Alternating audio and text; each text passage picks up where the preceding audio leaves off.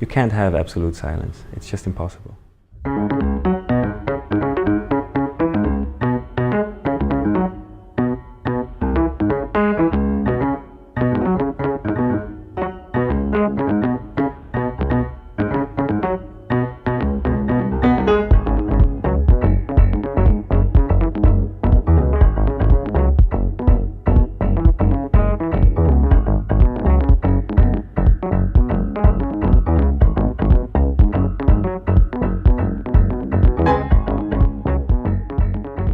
There was one dinner at my mother's friend's house, and I must have been around 3 or 4. And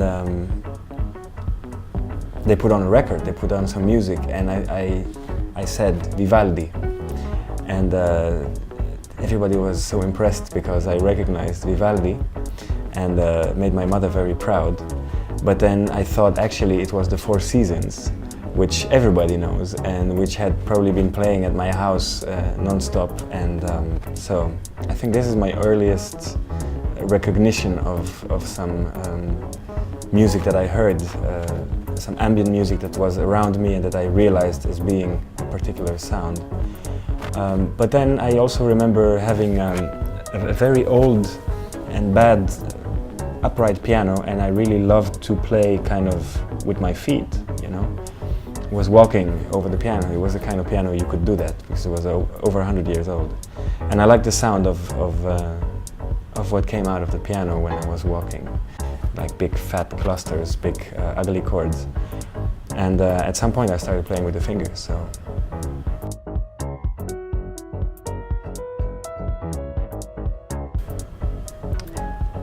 You know, I think it all goes back to childhood, when you grow up as a little kid and you discover sounds.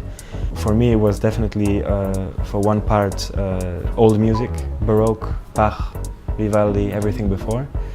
And on the other hand, contemporary music. So when I say contemporary music, I actually mean contemporary musics, so contemporary styles of music. From you know, in contemporary classical to techno, through you know, Pink Floyd or whatnot. So came all to me during the 5 or 6 first years of my life. I have a very special affection for my piano. This should come as no surprise. It's a big one. I got it when I was 12 or 13.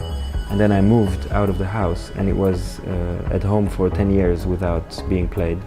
When I returned from the US, I finally shipped it to where I was living, so now I finally live with my piano. And that's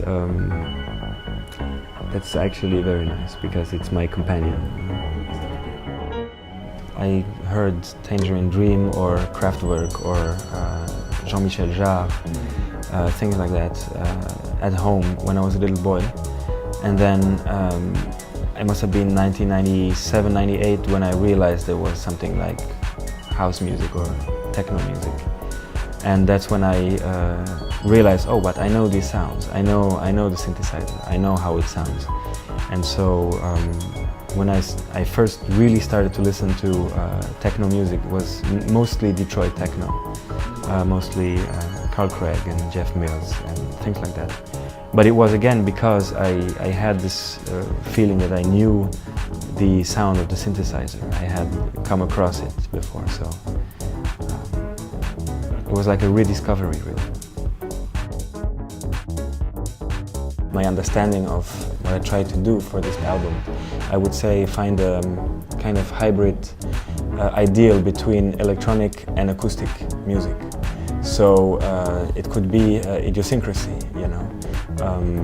It's also funny because in French, idiosyncrasy has sometimes some of a pejorative meaning. It could mean something bad, some sickness or something. So so maybe that's my sickness, to try to go different ways and to try to combine electronic with acoustic sounds. And on the other hand, I think this is what's hot in the moment, I think, because we know what electronic music is about, we know what acoustic music is about, so let's find now the middle ways. You know.